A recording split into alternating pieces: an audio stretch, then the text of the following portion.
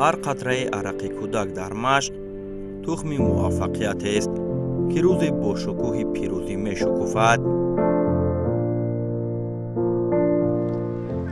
امروز در برنامه پیروها با قهرمان شناس می شویم که با وجود نورس بودنش الکی آینده‌اش را در فوتبال می بیند و استعداد فوق‌العاده دارد. او امران عمرов است، فوتبالبازی امیدبخش دسته پامیر دوشنبه. هر لحظه روزش با فوتبال پایبند است و آرزوهای بزرگی در قلب دارد که بازیگر بهترین سطح جهانی شود.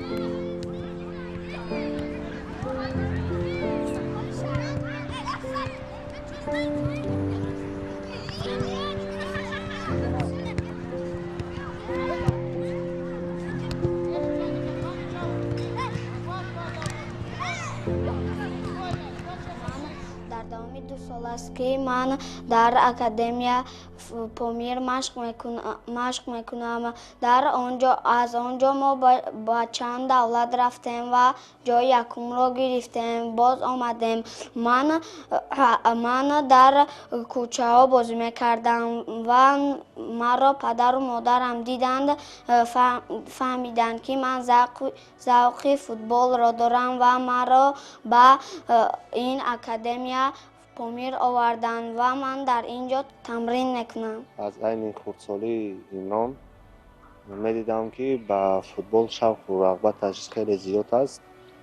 از همین سبب پدر و مادر او شوق و رغبت او را دیده او را به اکادمیای پامیر آورده ماندند که تا این تمرین خود را خیلی تمرین کند و نامبرداری وطن و ملت و پدر و مادر گردد.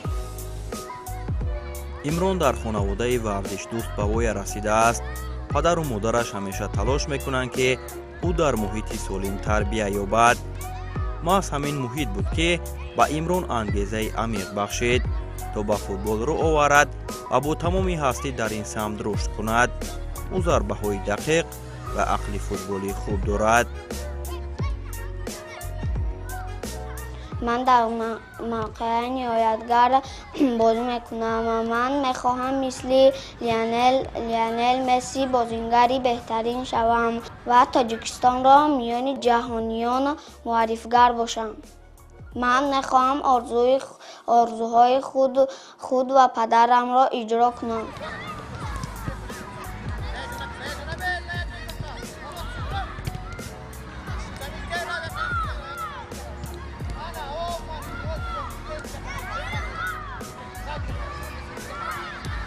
پیشروی‌ها در ساحه بازی او چکلی که به ما شما عیان است، او در بیرون از تاجیکستان، ازبکستان، ایتالیا و چند دولت‌های اروپا سفر کرد. همچنین به آلمان با دستاوردهای خیلی خوب به وطن برگشت. در آینده چی انتظاری ها دارید از همون راهی که امران در پیش گذاشته است و آرزوهایی که امروز برای در آینده همچون فوتبالباز بهترین شدن آرزو میکنند؟ در آینده آرزوهای امران خیلی زیاد است و ما هم امید داریم که امران یکی از بازیگرای بهترین دولت خودمان تاجیکستان می شود و نام تاجیکستان و نام تاجیکان در عرصه بین المللی بلند برداشته معرفیگر تاجیکستان می شود و نامبرداری پدر و مادر.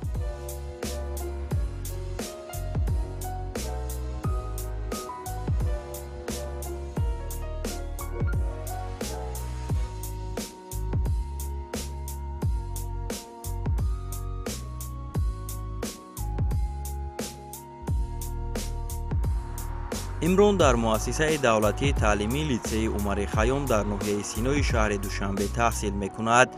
او نه تنها فوتبالبازی خوب بلکه خواننده فعال و نمونه عبرت برای همسبقان است. در سن نورسی چنین ملکه‌ها نشان دهنده آینده درخشانند.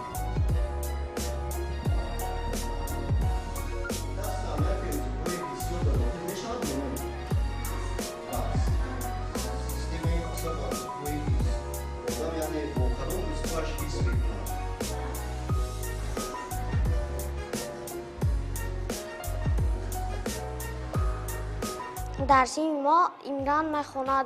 امران خیلی بچه خوب میباشد. او هر سحر به ورزش مشغول است. او ба дарсҳо тайёр меояд ва он ҳар сариҳо барвақт ба дарс меояд ва ҳар рӯз ба варзиш машғул аст. Ӯ чандто медал дорад ва ҳар шаҳрҳо рафтааст, масалан Италия ва дигар шаҳрҳо, Ӯзбекистон рафтааст ва он варзишгар аст. мо умед дорем ки Имран дар оянда футболбози беҳтарини ҷаҳон мешавад. дар ин синф Имран талабаи мо мебошад ва ӯ ба дарсҳо бо тайёрӣ меояд ва бо шавқу завқати бисёр меояд. ӯ дар баробари дарсҳо ҳам ба варзиш машғул мебошад. ӯ хонандаи беҳтарин мебошад. ӯ ифтихори мо мебошад, ифтихори синфи мо мебошад.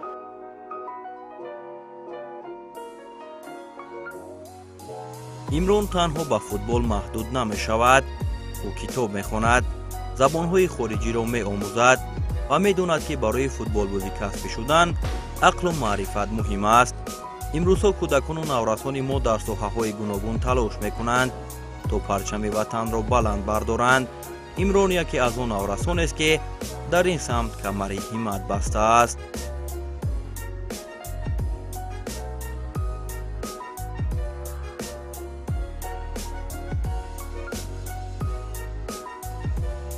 дар синфи мо як бача бо номи Имран, вай футболист. Мо медонем ки вай футболист мебошад. Вай бо дарсҳо иштирок мекунад.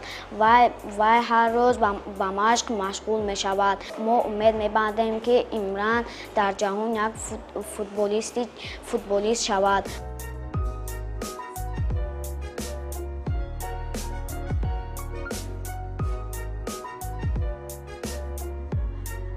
Имран на танҳо варзишгар аст, балки он ҳам дар дарсҳои урусӣ ва хориҷӣ фаъолона иштирок мекунад ва бо ҳамаи дарсҳо забон, математика, табиату суруд дар ҳамаи дарсҳо фаъолона иштирок мекунад ва кадом талабае ки наметавонад кор кардан, вай метавонад ёрдам диҳад ва ӯ бачаи хуб аст. имрон умаров яке аз хонандаҳои фаъоли ҳамин муассиса мебошад ки доим бо дарсҳо бо тайёрии хуб мебошад ва сар барвақт ба муассиса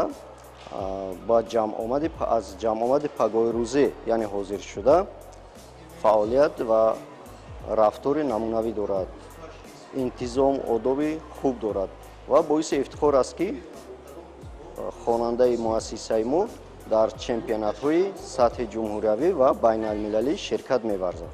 мо дар оянда аз ин шогирди хурдакака мо беҳад натиҷаҳои назаррасро интизорем ки дар ҷодаи пешакардаи худаш яъне оиди варзиши футбол дар қатори ситораҳои намоёни футбол яке аз чеҳраҳои намоён бошад.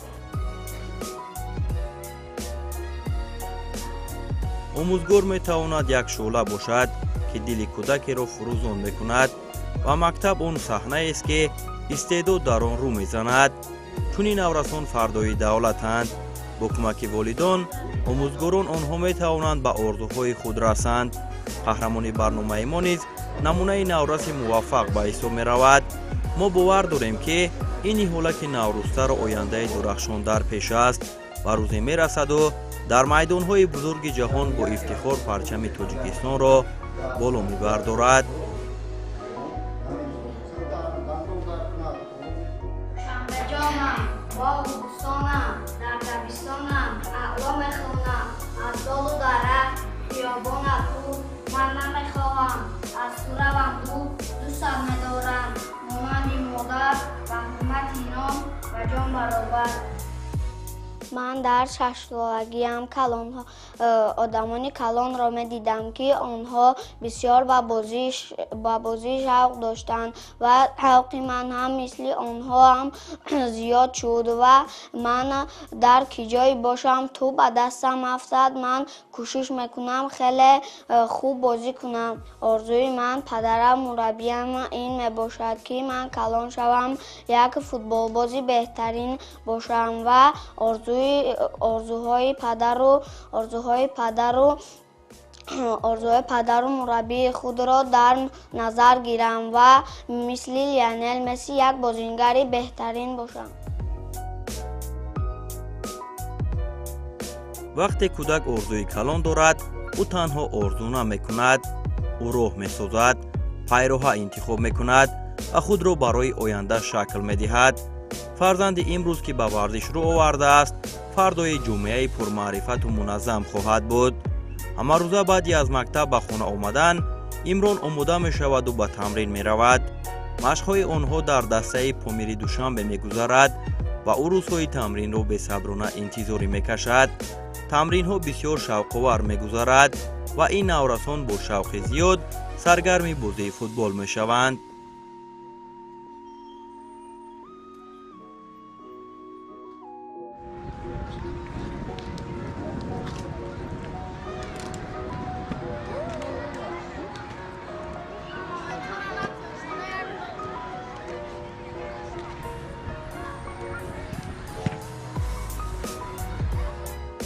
Имрон один из лучших наших детей в академии.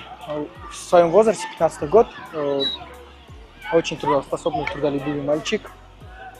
Всегда славится своим характером, всегда отдается на играх. Он умеет почти все на поле. Характер всегда выкладывается. Маленький, напористый, задиристый. В первую очередь характер. Игровые качества на высоком уровне, но самое главное характер. Я думаю, что он будет хорошим игроком, что он будет прославлять нашу страну на международной арене. Я думаю, что, дай бог, если у него не будет никаких травм, если он будет заниматься усердно так же, как сейчас, у него много всего получится.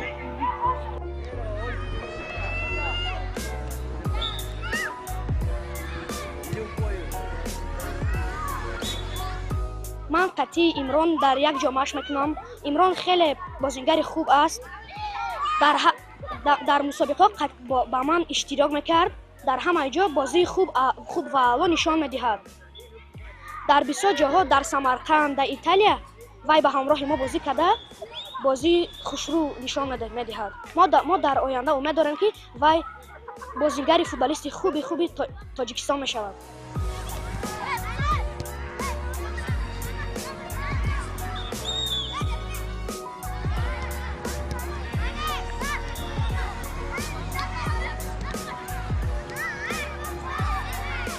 имрон тӯли 2 сол аст ки дар дастаи мо тамрин мекунад ва дар давоми ин 2 сол хело таҷрибаи хуб гирифтааст ва хело бозингари хуб аст, зеро ки дар давоми ин 2 сол техникаи баланди хубро аз худ кардааст ва дар мавқеи нимҳимоятгар ҷойгир мебошад ва кӯшиш мекунад ҳар бозӣ ба натиҷаҳои хуб дастёб шавад ва дар бозӣ нағз мекунад, кӯшиш мекунад ки ба дастаи мо як пирӯзӣ биёварад ва мо ҳамчун мураббиҳо кӯшиш мекунем дар тамринҳо ба Имрон бисёртар маҳорати хуби мураббигии худамонро нишон диҳем ки ва Имрон аз тамрин як чизи хубро ёд гирад ва дар оянда бозингари беҳтарини хубе шавад ки бар тими миллии Тоҷикистони мо кӯмаки худо ҳамчун футболисти беҳтарин расонад.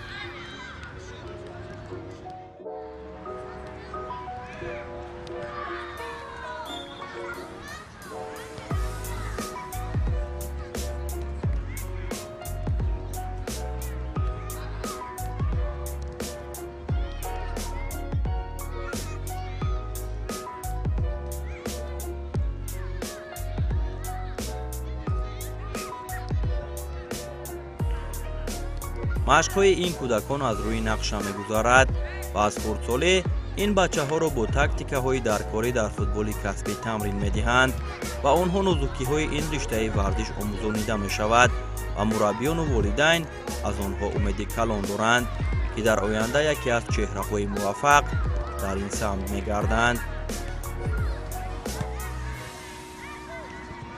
тамринҳои мо дар як ҳафта 3 маротиба мешавад. аз рӯи нормаи тамринҳо барои синни соли Имроншон дар як ҳафта 3 бор мебошад ва 1 соату 15 дақиқа. дар давоми машқ мо кӯшиш мекунем ба бачаҳо техникаи хуб ёфтем, машқҳое ки доир ба фикрронии хуб бошад ва тактикаҳои хуби сатҳи баландиро кӯшиш мекунем ба бачаҳо ёд диҳем, ки онҳо зеҳнашон хубтар ва нағзтар шаванд, ки дар бозӣ мисли бозингаро ки худашон мехоҳанд ба онҳо монанд бошанд, бозишон ба ҳамон бозингаро монанд бошад.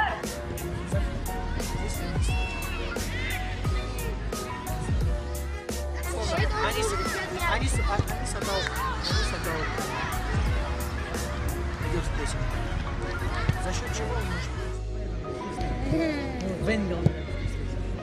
Вот мы говорим, в такой ситуации. ما در اکادمی پامیر مشق میکنیم و ایمران خیلی فوتبالباز خوب است. وی 2015 است. در سن سال خودش لوچی ایگراک شد در سمرقند. ایمران با فکر من از همه ایگراکی سخت در 2015 است. وی خیلی با عقلش فکر میکند، پیش از پس دادن ضربه های سخت دارد. من میخواهم که ایمران در آینده از مسی و رونالدو زور شود و 10 تا طلایی گیرد. варзиш танҳо ҳаракат нест, он низоми зиндагӣ, мактаби мардонагӣ ва асоси рӯҳу ҷисми солим аст. дар баробари тамрин кардан ин бачаҳо дар мусобиқаҳои сатҳи ҷумҳуриявию байналмилалӣ иштирок намуда ҳунарнамоишҳои иста нишон медиҳанд. имрон миёни ҳамдастаҳояш дар мавқеи худ бозии ҷолиб нишон медиҳад ва набуданаш дар даста мушкилии калон ба ҳисоб меравад.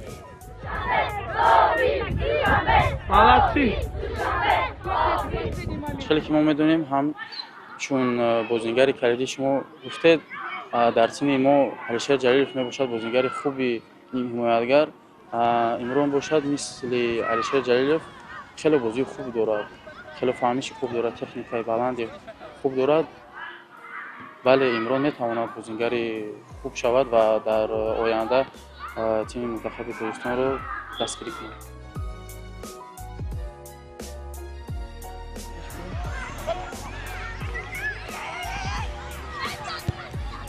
ما در سمرقند حتی ایمران مسابقه سمرقند بودیم و خیلی زور بازی کرد. ما یکم جا گرفتیم و بازیگری زوری مسابقه شد. ما امید داریم و در آینده بازیگر خوب میشود.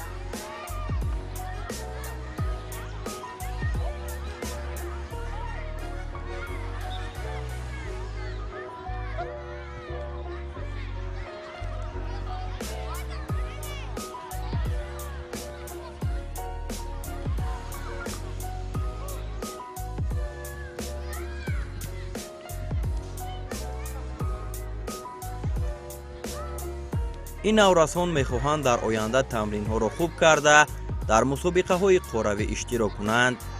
мураббӣ ҳам барои рушди ҳунари онҳо ҳама корҳои аз дасташ омадаро анҷом медиҳад ва мехоҳад шогирдонаш дар роҳи интихоб кардаашон муваффақ шаванд.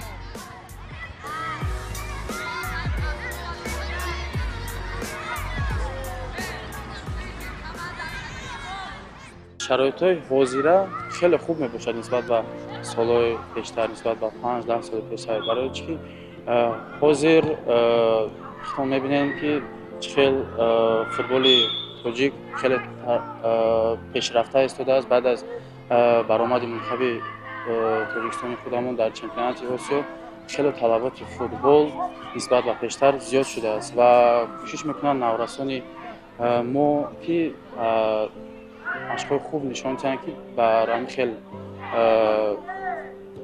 қувваҳои баланд расанд ва шароитҳои мо хеле хуб аст. мо аз ягон чиз камбудӣ надорем ва мо стадиони хуб